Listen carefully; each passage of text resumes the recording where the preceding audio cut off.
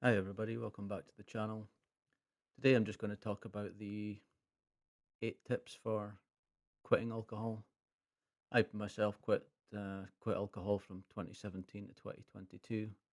I was off it for maybe 4.5 years, just before that binge drinking and getting into bad habits. And in 2022 I decided to kind of start getting on it again on the booze, and started moderating in the beginning and ended up just getting into bad habits. And then July this year, I decided to finally quit again. And when I went into my sober journey, alcohol free journey in 2017, sorry, uh, I didn't know anybody who'd done it. I kind of was the first group of my friends to do it, and didn't really research it either. And it wasn't until I'd actually was into my journey that I started watching YouTube videos, etc. So there's a lot of information, lessons learned, etc.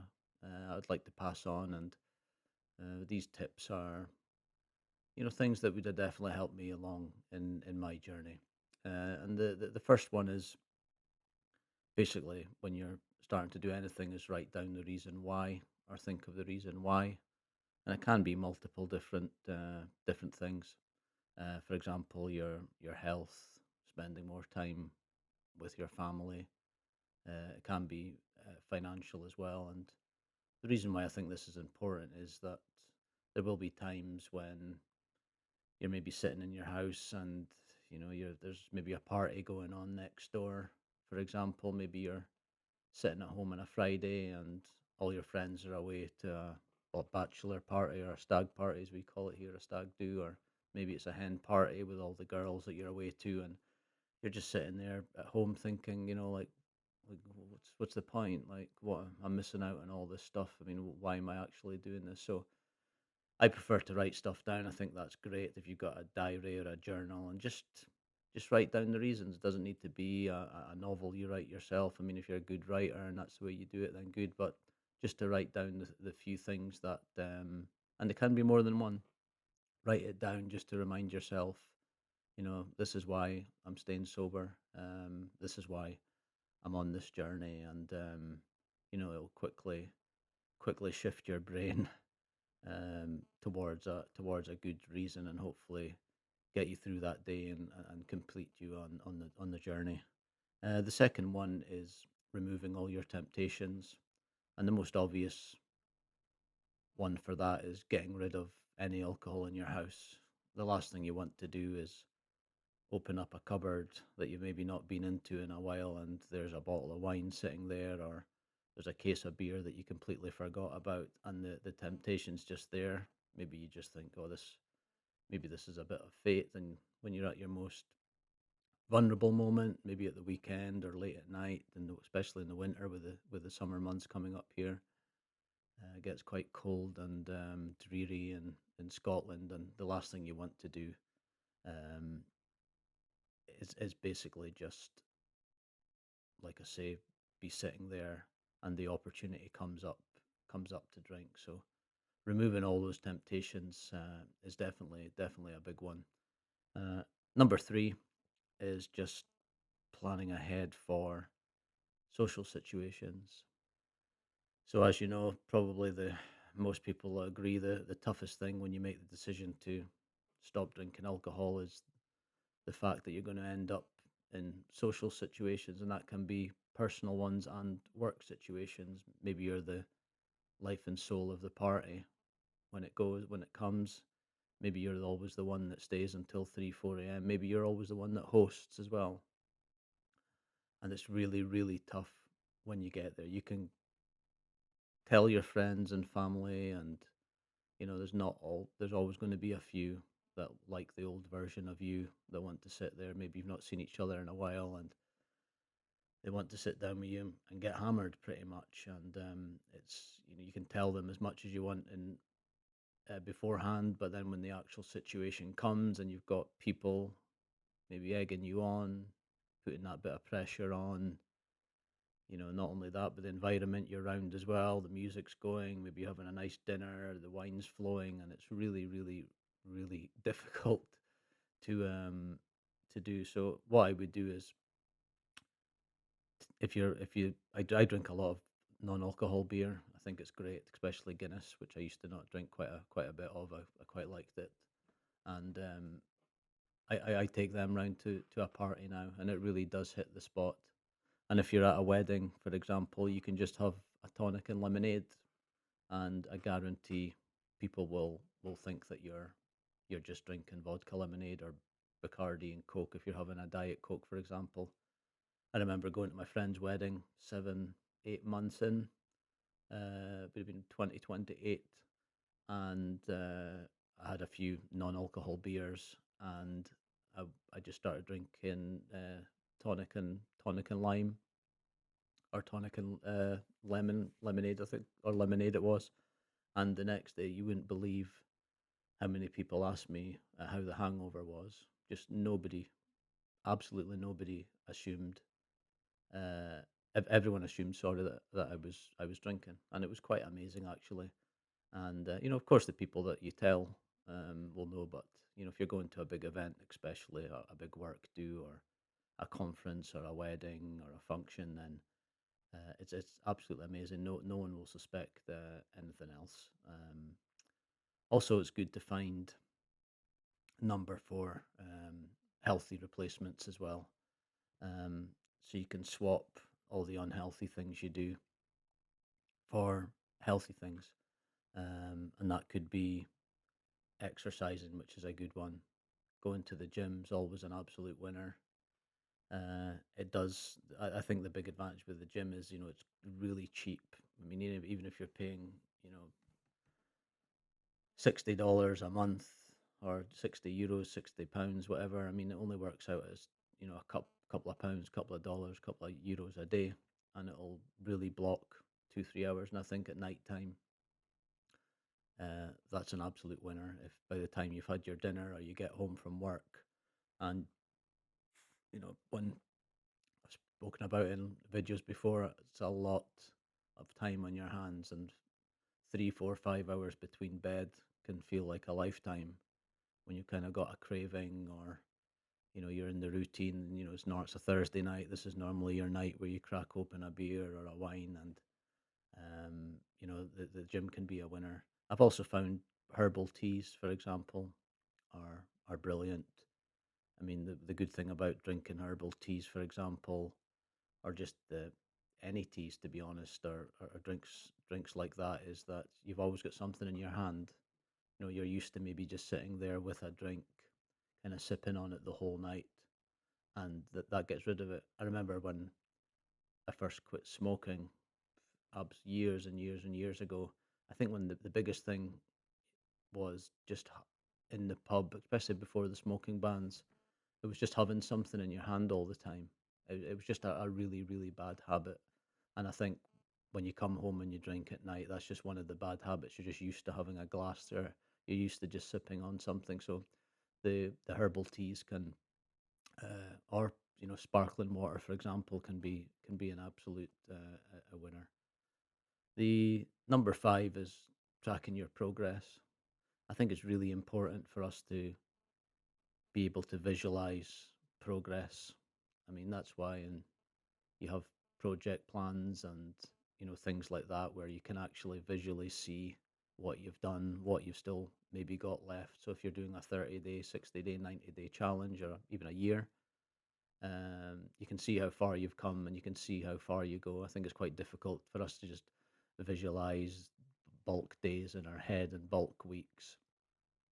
And you can do that different ways. I've done it before, just with creating an Excel spreadsheet, or you can buy a calendar. And if you can't be bothered buying a calendar and you've got a printer, then you can easily just print off a calendar online. Just Google, free, whatever it is, 2025, 2026, 2027 calendar, and you can print it off and stick that on your wall, and you just stick an X beside it. And just like every other project you're on, whether for yourself or at work, it's important to celebrate the milestones. So when you do get to a month or 2 months or a week, make sure that you give yourself a pat in the back. uh, you know Maybe get a takeaway or something as a treat, or genuinely just give yourself a well done, because it is a great achievement. And Just look at that calendar, or your progress map that you put together, and look at all those X's, and just be proud of yourself and be ready to take on the next stage. Uh, Number six of eight tips to quitting alcohol is definitely building a support network. I just didn't do it. Like I mentioned at the start of the video, I didn't really have the the knowledge or anyone around me to really kind of mentor me through it. And I think even if you don't have somebody that's in the position, I think ideally it would be someone who's done what you're away to do. That's just with anything in life. If you're away to set up a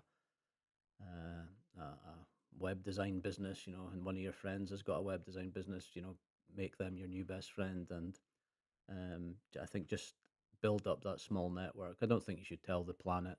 It puts a lot of pressure on you, and just with the kind of odds of telling 10, 20 people, there's going to be people that just don't agree with it. So tell somebody close, a family member, your partner, that this is happening, and maybe join some of the good uh, online communities you get now. There's loads of them out there that are good, and it's just really, really reassuring to, especially at the weekends, to just maybe sit and just see people post, see people text message, see people write in the comments that they're getting through it as well. You're not there alone. So definitely build up a support network, because that's something I didn't have, and it would have really been good. It would have really been good to have in place before. Number seven is preparing yourself for the cravings, because they will come. And like I said, I think personally for me, I've mentioned before, I wasn't one of those. I was just a binge drinker, like most of the UK are my age. And yeah, it's the cravings are, you know, it's also about breaking habits as well as the cravings. I didn't really, looking back, and even this time, am I really craving? Am I really craving? Going out and having a beer, or cracking open a beer out of the fridge, or is it just out of habit? You'll, if you have a heavy weekend, and on the Monday you wake up and you say, you know what, that's me done. I'm absolutely done. And by the time Friday comes, you're just maybe used to meeting your usual friends. When I was younger, everyone went out on a Friday after work. The pubs used to actually give you food as well. Like we'd stovies, or they'd hand out pies or mini burgers to keep you in the pub, and everyone just went after the pub. And it's just a really habit. Maybe you don't even want a drink, but your brain's just used to doing that thing. Like it's used to getting up for work, or you're just, if you've got kids or nephews, you're just used to every Tuesday, every Thursday doing this. So your brain's just zoned into that. And um, I think you should have a plan for that, whether it's going for a walk, or something like I said, going for a gym that can waste a good couple of hours. And you don't need to go to the gym and turn into Arnold Schwarzenegger. That's not my point. You can easily just go to the gym and go for a walk on the treadmill, even do some light weights, go on the running machine, whatever you want, and then just have a long shower after it, and that will kind of get you through that initial period. You'll feel good. I've been to the gym, instead of a craving. And or maybe you can call a friend as well. Just have a long, good FaceTime with them. I think that's always a good one as well. And just ultimately find something, even if it's a hobby. Just find something to distract you. If you knit, for example, just as soon as you get that craving, just no, I'm going to go start knitting just now, or whatever you do, go for a game of golf, etc. But like I say, make sure you do prepare for that craving, 'cause that's another thing I didn't even really think about, to be honest. And I did find myself, um, yeah, kind of in a bit of pacing the corridors a few times, because like I say, it's a bit of a mix of maybe cravings, and then sometimes it's just habitual stuff.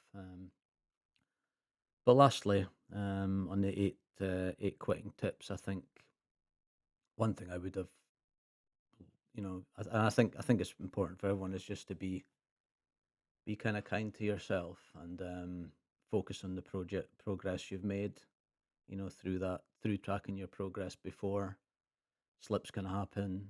Just keep firing through. And I think it's a funny one with alcohol. It's we have this obsession with days in a row, where where the world seems to be over. If you slip up one day, you might not drink for 900 days or 9 years, and then all of a sudden you drink once and it's over. I'm done.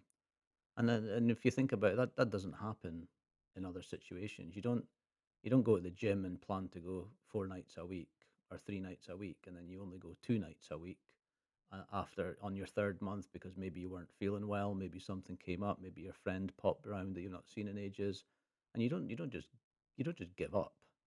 It's like that with uni or college, or if you're doing a course, you don't go to college and or university and miss one lecture and then you go, right, I'm quitting, I'm done. I can't believe it, I missed one lecture. But somehow when you when it's to do with quitting alcohol, or if you're quitting anything else, any other substances, for some reason that's you've ruined it.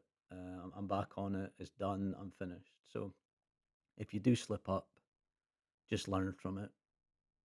Think last night, why did I do it? Might have been you might have not prepped for a craving. You might have just not prepped for the fact that maybe a friend will turn up, your neighbour that you've not seen in a while, with a bottle of wine wanting to talk about the holiday, and you didn't really have the guts to tell them no. So that's just a lesson learned. You thought you'd prepped for everything. You didn't. Next time, if your neighbour comes round, you're going to tell them, I should have told you before, but I'm not. I'm not drinking anymore. So, like I say, just be kind to yourself. Don't beat yourself up. The way I look at it is if people I remember commenting on a guy on YouTube. I think he'd went 30 days, I think, and then at the end of the month he'd slipped on payday. And I just said to him, like, just don't look at it like you drunk once. Look at it like you spent 30 days out of 31 days alcohol free, which is great considering you were drinking nearly every other day. And then the start of the month you go again. Anyway, I hope you enjoyed those 8 tips for quitting alcohol. I'll be releasing daily videos for the foreseeable future anyway. And I hope you really enjoyed it. And please like and subscribe. Take care. Bye.